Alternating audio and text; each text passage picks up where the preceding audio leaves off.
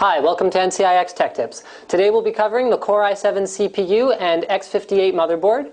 And rather than do a product showcase as we've done in the past, we're going to be doing more of an overclocking oriented tech tips. We're going to show you how to get the most out of your new Core i7 CPU, X58 board, and triple channel memory.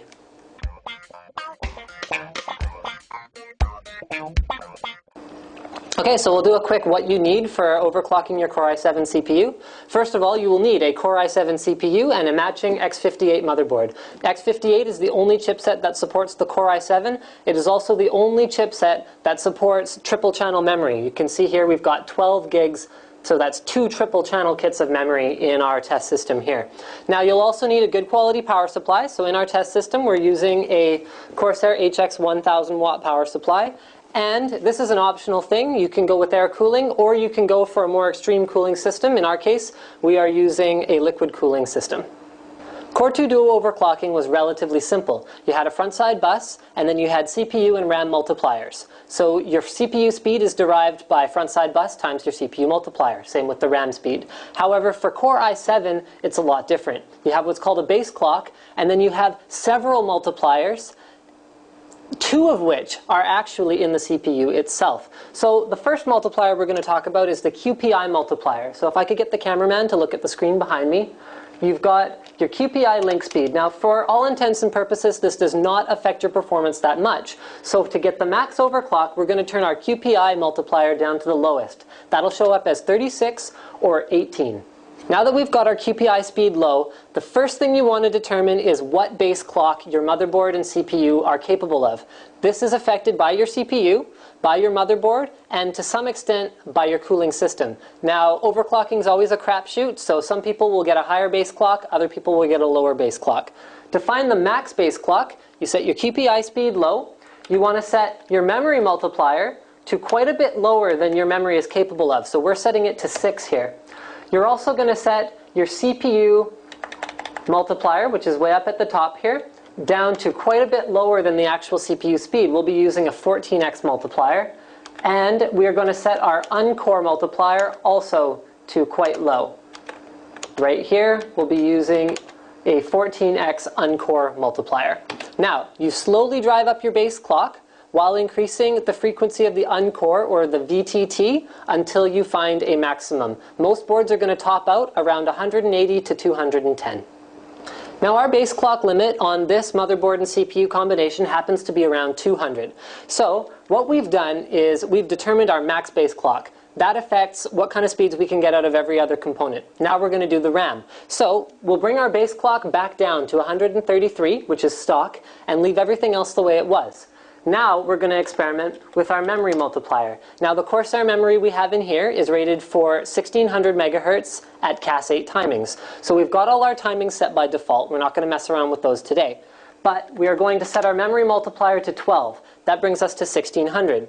Now that's stock. We make sure it works, make sure it passes mem test, and then we can proceed to overclock the memory. Now you can see here, if I can get the cameraman to look really closely, as I increase the base clock, so I'm going to try 150, you can see the BIOS is automatically calculating that my memory is going to be running at 1800. Memory overclocking on Core i7 is, again, different from Core 2 Duo. You have to keep your voltages under 1.65 as recommended by Intel. Some people are going over. We're not sure what the long-term effects are yet. So there you go, memory overclocking. The last thing, this is the most fun part, but we are going to leave it till the end, is finding the actual max voltage and max frequency of your Core i7. Now, you're going to want to keep all those other things we talked about before low. So we're setting our memory multiplier back down to 6 right here. And then what we're going to do is we're going to put our CPU multiplier up to the stock multiplier of 20, which is for the Core i7 920. Then from there, we can take our base clock up slowly in intervals of about 10 until we start to reach a point where the board won't boot anymore or you can't get into Windows anymore. That is when you know you either have to raise the core voltage, and we recommend a max core voltage of about 1.25 volts, or you back it off a little bit and that's your max overclock on the core. We've glazed over the uncore a little bit. That's anything inside the Core i7 CPU that is not the actual processor. So that means it's got your integrated memory controller for your triple channel memory. It's got your caches, which are very important to CPU performance. And we can overclock the uncore a little bit, but performance improvements for overclocking the uncore have been shown to be pretty marginal. So you also can improve your RAM performance by overclocking the uncore. As soon as you start to load it up with lots of RAM, like we've done here, we've got 12 gigs of high-speed Dominator memory, a little bump in the uncore voltage, which is the memory controller as well, can start to give you slightly better speeds. So, in summary, we recommend a max 1.25 volt for the CPU, 1.65 volts for the RAM, and 1.45 volts for the uncore.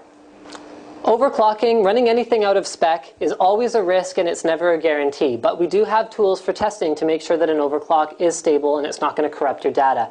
For the CPU, I recommend Prime 95, Orthos, or SuperPi. Those are all great tools for making sure a CPU overclock is stable.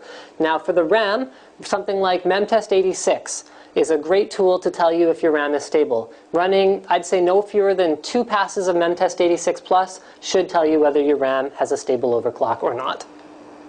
Now I'm sorry we weren't able to cover as much about the features and what's new with the Core i7 processor as we usually do, but that was not the point of this article. We were focusing more on overclocking the Core i7. If you want an in-depth read on the Core i7 as well as the X58 chipset, check out the article at www.hardwarecanucks.com. Their coverage was excellent.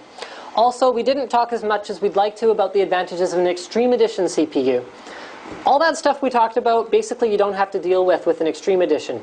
All you have to worry about is the CPU multiplier, which is completely unlocked. You can go as high as you want, and the CPU voltage. So you can keep your RAM, your QPI, your uncore, your base clock, all within spec, and still overclock your CPU that way. This is an example, actually, of another sort of extreme Core i7 system. We had the water-cooled one, and we're also showing this one with the Intel Smackover. We've got just 6 gigs of Corsair memory. I hit myself on the fan. And what you can also see in here is we're running Crossfire. In the system we showed you before, we were actually running SLI. So that's a very flexible advantage of X58 over any previous generation chipset. Depending on the board, you can run both SLI and Crossfire in the same board. Thanks for watching NCIX Tech Tips. I hope you've enjoyed our Core i7 overclocking guide. Oh, actually, one more thing. Just wanted to say, and you may or may not have noticed, but we've had a bunch of different boards in front of us today. That was just to kind of showcase some of the great X58 overclocking boards. Also, I wanted to say special thanks to Smooth Creations for providing this case for our showcase Core i7 PC, as well as Intel and Corsair. We really couldn't have done it without them. And also Seiya from extremesystems.org. He did a great article on Nehalem or Core i7 overclocking, and it was the basis for a lot of what we did today. Thanks for watching NCIX Tech Tips.